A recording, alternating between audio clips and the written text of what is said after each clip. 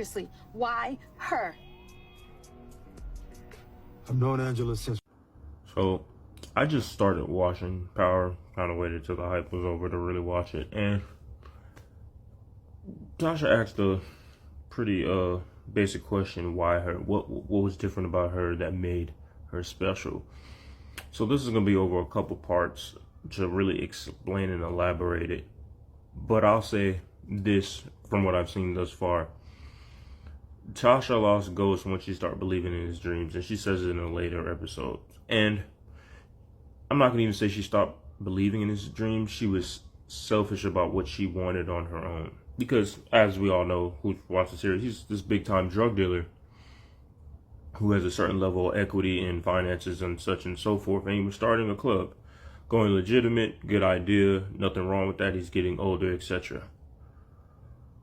But she couldn't look beyond her own selfish gains to a further brightening and fulfilling future. Because like he said, being a drug dealer doesn't last forever. It can't last forever. Nobody wants to look over their shoulder for the rest of their life. You just don't. But she shot down his dreams because she didn't want to have to roll back her lifestyle for 6 months, maybe a year, in order for a more fruitful future. And that's really how she lost him. Yeah, he knew the young lady from high school. They were sweethearts. It didn't really end in a turmoil or bad. It just, she went to a different school.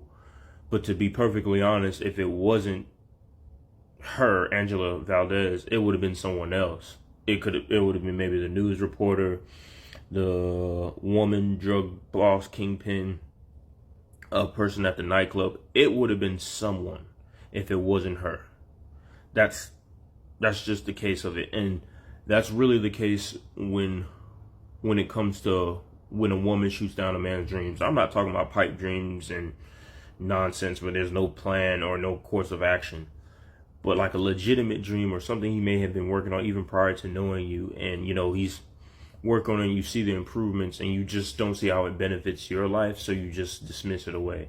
And that's how a lot of relationships and marriages go awry or at a loss, because one or both parties are just looking at what they can gain short term or how it benefits them short term instead of looking long term.